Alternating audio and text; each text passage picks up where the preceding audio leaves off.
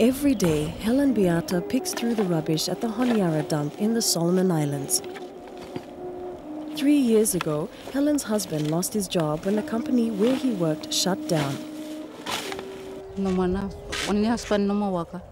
So time him born lo tension so him stop worker so me flash stay look after me area no. Since then, Helen has had to earn the money necessary to pay her children's school fees and to buy food for her family. The aluminium, brass and other scrap metal she finds at the dump are sold to a local metal fabricating shop. But Helen does not work alone. Whole families pick through the rubbish at the dump, their homes lying just on the edge of the dump site. They sell whatever they can find of value. This is how they survive. It's a hard life, but Helen and the others have no other choice. So me find them fee him hard too much me. So him no more this one no more me follow us find them fee him a little bit him quick time cut him come 1,000 or something else. So that's the why me follow willing for find them what a tin and brass or what a aluminium here long set rubbish place here and smelling place here. Starvation and destitution are rare in the Solomon Islands, as they are in most Pacific Island countries. And yet, a large percentage of the people in these countries have incomes below $1 per day, which is considered the international poverty line. In the Solomon Islands, estimates are that 60% of the population have incomes below the poverty line.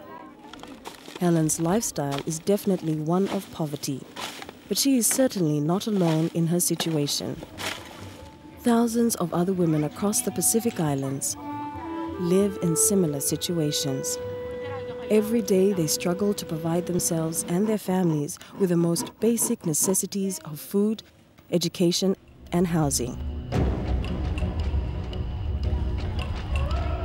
Life below the poverty line has far-reaching consequences for these families.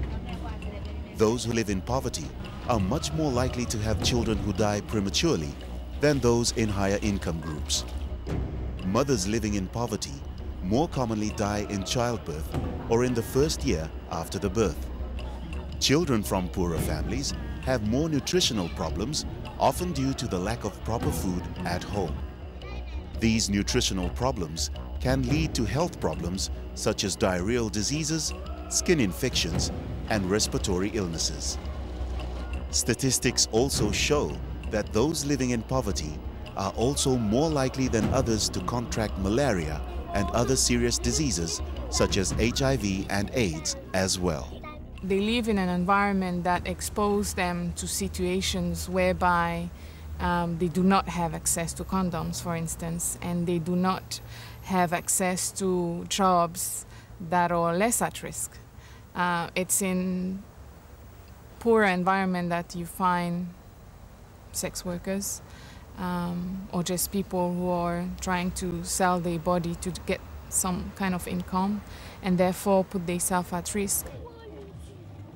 Partly because of the economic situations in the Pacific Islands, HIV and AIDS are becoming more and more prevalent. In part because of cultural barriers against discussing sex and sexuality, women in the Pacific are more vulnerable to the disease than men. It is hard, even in the Pacific, for a woman to negotiate with her partner the use of condom or even just sexuality as it is. And therefore, less power to negotiate, more risk for her to be having to expose herself to HIV. Living in poverty seems to create the right circumstances for HIV and AIDS to flourish.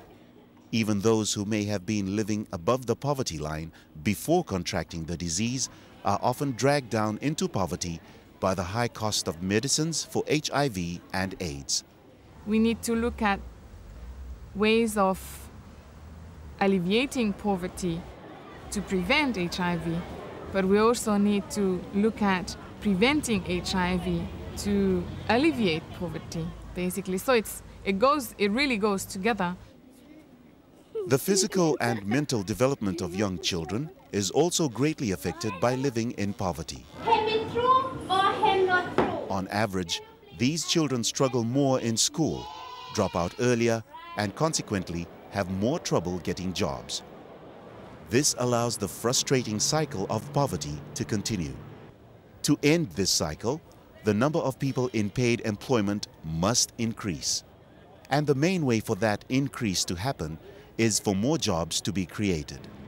To create these new jobs, the economies of island countries must grow. The economies of many Pacific Island countries grow at a very slow rate every year. In 2001, on average, Pacific Island Forum countries grew by only about 1%. Some island countries are developing fairly well, with well-developed tourism, manufacturing, and commodities exports such as fish, cash crops, and even gold. Other island countries find it very difficult to maintain consistent economic growth. Despite signs that many of the region's economies are showing modest growth, recent studies show that poverty is actually increasing in the Pacific. This growth in poverty is a result of 2 decades of poor economic performance, fairly rapid population growth, urban drift, and growing inequalities in society. Over the last decade, the number of women who live in poverty has increased more than the number of men. There are many reasons for this inequality. Particularly in the rural areas, men tend to migrate to the towns and cities and even overseas in search of work, often leaving their wives or partners behind to look after the families. This places additional burdens on top of women's other roles as mothers and food gatherers. In Kiribati, many young men are recruited to work for overseas shipping vessels. A maritime training school in Tarawa trains men every year to work on overseas container ships, cruise liners, and other vessels. These men are often away from home for 10 months to a year at a time, leaving behind their families and wives. The money these seamen make is an important part of Kiribati's foreign exchange earnings, but the man's absence can cause problems within the family and within the community. Tamawea's husband was a seaman for many years. Although he sent money home for her and their children, his frequent absences from home strained their marriage to the breaking point. Tamawea's husband left her and their 5 children. With no job, she and her children had to live in her sister's house. Even though her husband still provides some money for the children's schooling, it's not enough.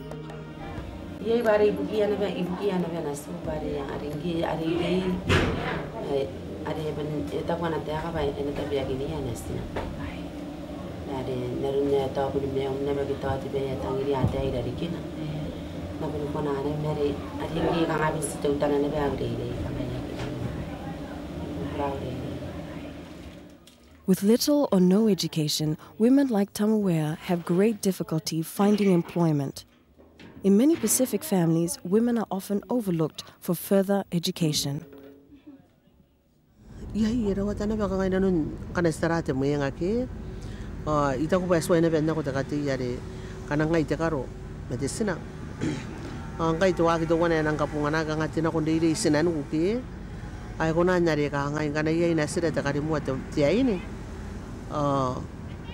Sakai kumane bugin kanga kawa pakanya yariri kita deitanya yariri ay kunane kangai iya kana kwa kimwana yiri takari mwati ya ini ke pedi pihaki na kona nako kidaro na ti yang ne kapya ne bugin jeriri are ena kana kwa kina kon jamane.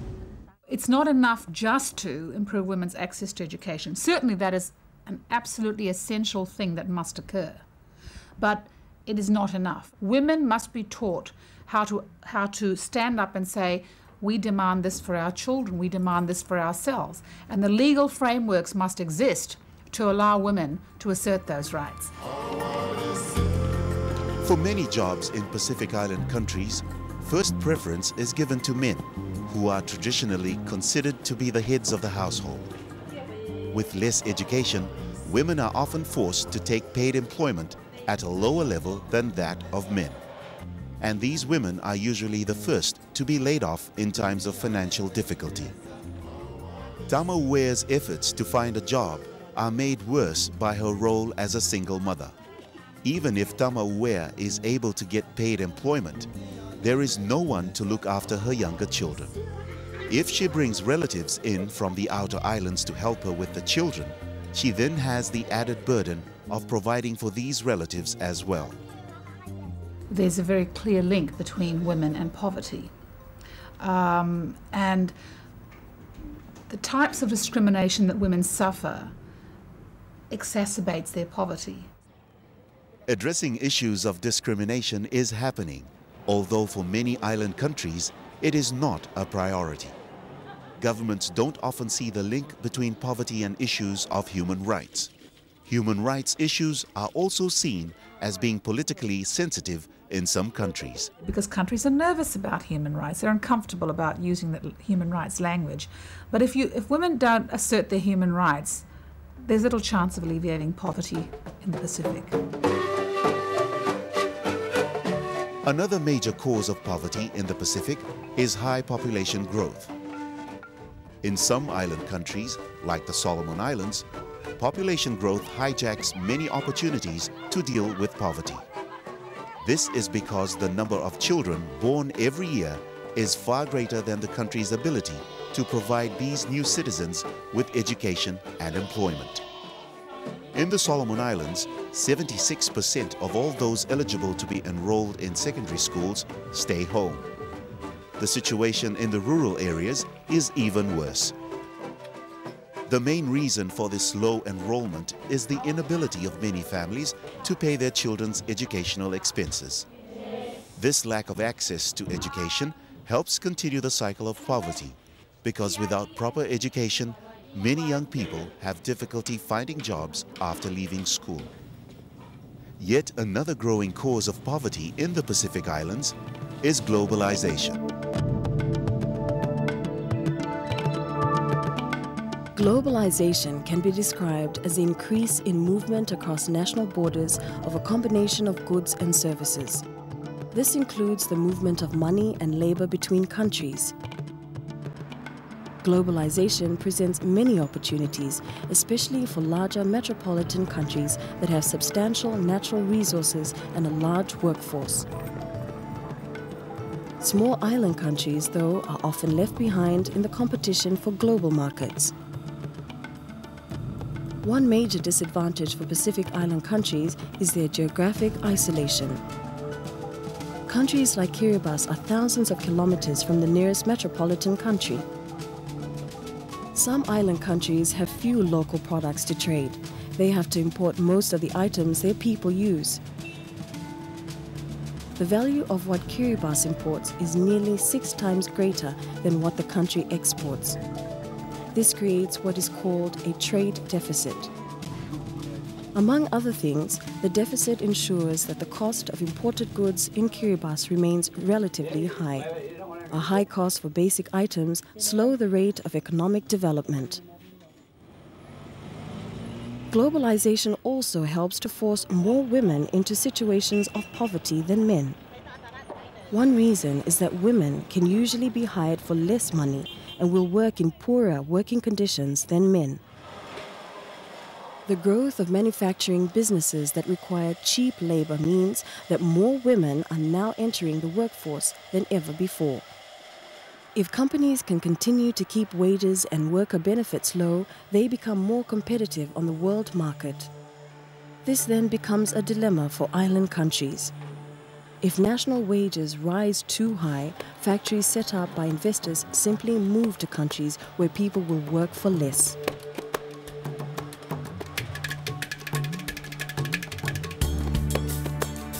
On the island of Abiang in Kiribati, the village women work every day in the hot sun to grow and harvest seaweed. It is all manual work, requiring the women to spend most of the day in the lagoon. The harvested seaweed is not used locally, but is sold overseas for the European cosmetic industry. Although the industry has been in operation for more than 15 years, the growers can't keep up with the growing demand. We're producing less than what is demanded. I mean, there are other buyers who wish to come into the operation, but we just can't service that. We just can't produce that demands.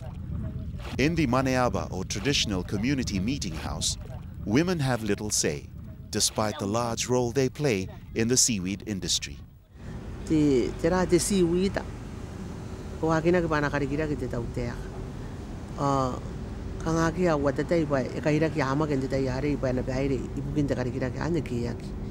I put support the Diana, what a yarita, what is siding iron, ibukin a karikiraki kapu. I'm going to guess at the baby, Yana. I'm going to take it down. You are never going to take it down. Or I'm a Tanaka the young. You don't the councillor. Open in man. The women of Abiang, as in other places, have different ideas on how money from the seaweed should be spent.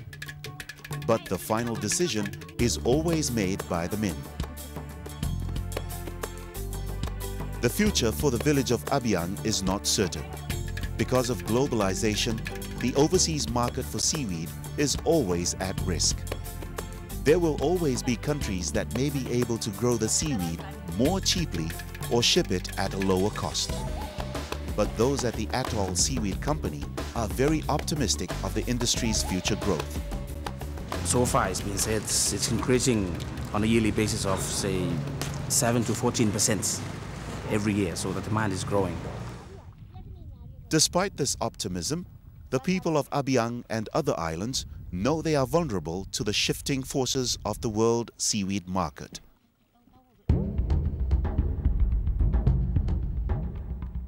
In the year 2000, the United Nations Millennium Summit was held at UN headquarters in New York. 147 heads of states and governments drafted a declaration and formulated a set of specific goals to help reduce poverty and improve lives in the developing world. These were called the Millennium Development Goals, or MDGs. Each country was required to set real national targets to enable their countries to measure their progress towards achieving the Millennium Goals. Nearly all of the Forum Island countries endorsed the Millennium Development Goals and are currently working towards meeting their own national goals. There are many barriers to achieving these goals in the Pacific, though. In the last few years, some island countries have experienced severe political and social upheavals. These upheavals have called into question the very foundations of democracy, good governance, and peace in these island countries.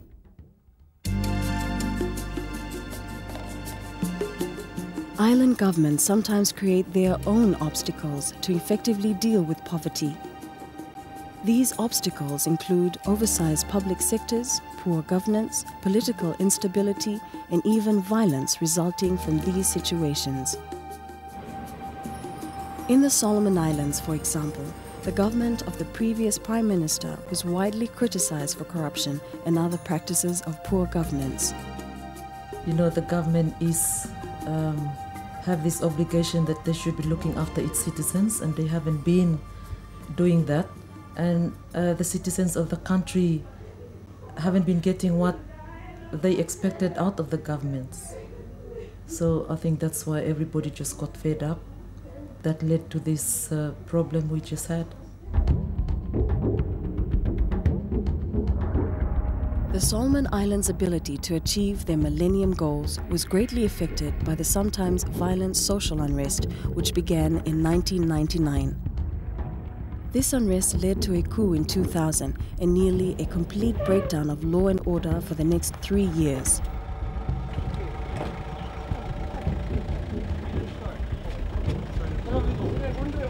The whole government machinery came to a halt because of corruption and because of the social unrest.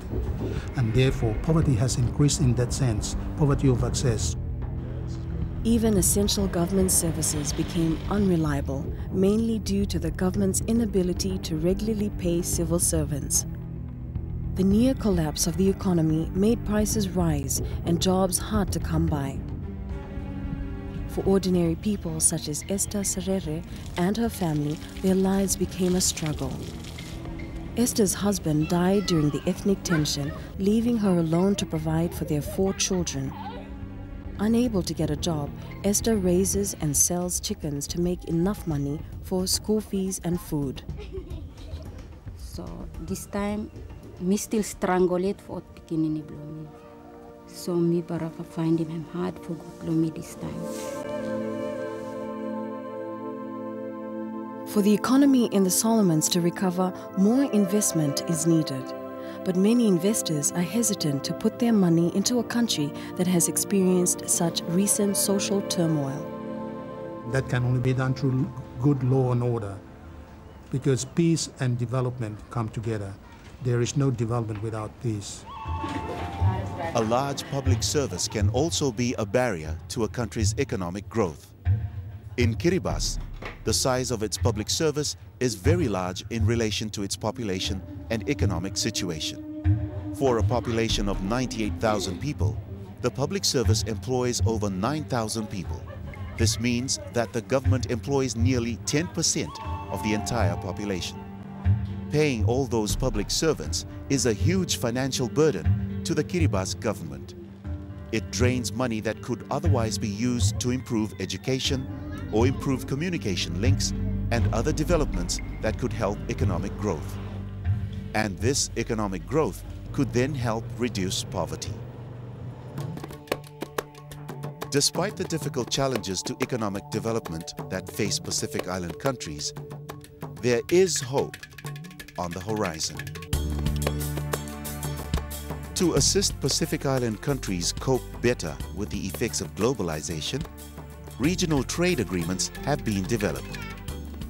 In respect of trade, the new agreements which are coming into force in the Pacific are, I think, in the first instance, an attempt to come to terms with that phenomenon of globalization. These trade agreements are meant to gradually help lead island countries towards the open markets that other regions have already developed. There are currently 2 regional trade agreements that are attempting to ease the Pacific into the global economy. The Pacific Island countries' trade agreements, or PICTA, is a commitment by island countries to gradually dismantle import tariffs and other trade barriers over a period of 8 to 10 years. Another agreement, called PESA, is the Pacific Agreement on Closer Economic Relations. PESA guarantees special development assistance for PICTA members to help facilitate trade. For these trade agreements to be sustainable, though, and for them to help address the root causes of poverty, they must also address the situations that cause more women to live in poverty than men. The hope is that through the establishment of these relationships, if that has the effect of bringing about a measure of economic growth in a number of the forum countries, the hope is that that will, in its turn, begin to empower people who, up to this point, have possibly not had the kind of opportunities to which they're entitled. But can an increase in trade really help reduce poverty? Many economists believe that trade is the engine of economic growth. This growth, in turn, is necessary for a country's sustainable development. With sustainable development, poverty should gradually decrease. There are some concerns, though, that these trade agreements may only open the Pacific Islands to an onslaught of products from metropolitan countries.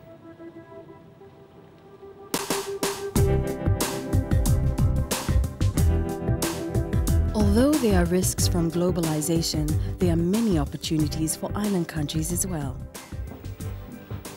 In Fiji, the family-owned company Pure Fiji has grown from a small cottage industry to a medium-sized exporter.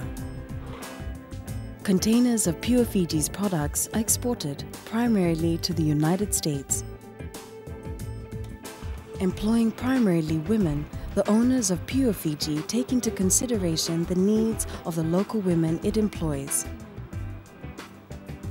We try and encourage people to work from home, from the village, so that they can stay with their families and bring in money while they're still looking after their children, still taking care of the home, and instilling those values that are important for people growing up in the village. Although this extra work becomes a challenge to them, it is a better option than working in a traditional factory. The company uses many local raw materials, adding value to these materials through the women's labor. The export of these items earns the company and the country much needed foreign exchange.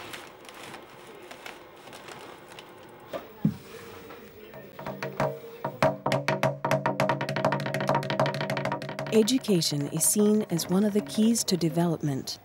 It is also a key to the development of island economies. It is essential now that countries invest more in education in order to take advantage of the opportunities that globalization may bring. That is where you place your first address. Tertiary education is only part of the education needs for the future. There is a growing need for vocational training as well to enable island people to have the skills necessary to succeed in today's industries.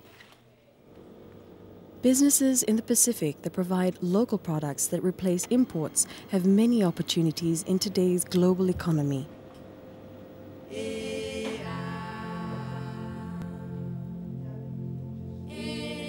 In Kiribati, the Nate Tabera Nikai Video Production Company produces local dramas, cultural programs, and documents local events.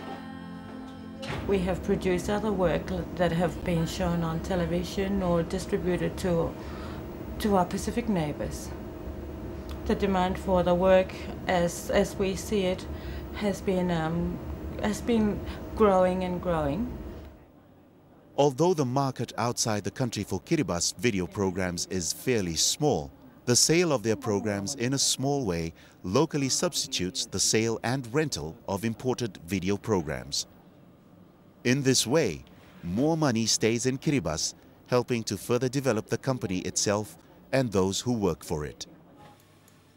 This type of import substitution has potential in areas of manufacturing and service that may gradually help Kiribati and other island countries reduce their country's large trade deficits.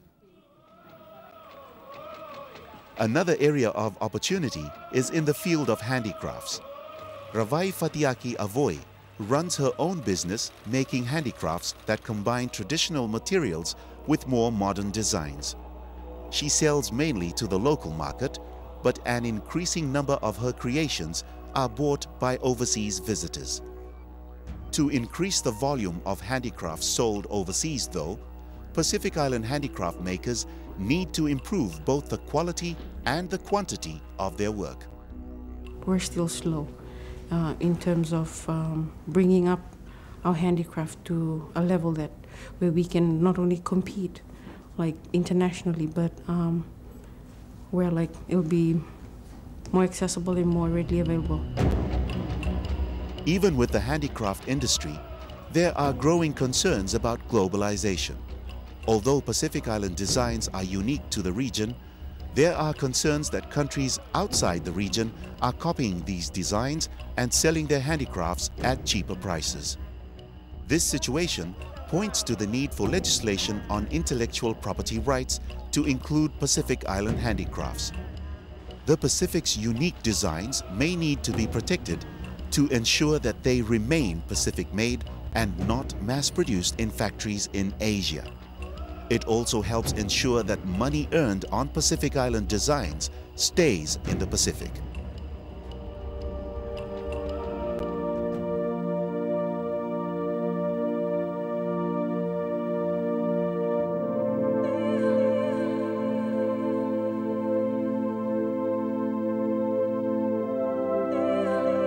Pacific Island countries are faced with some tough challenges in the coming years.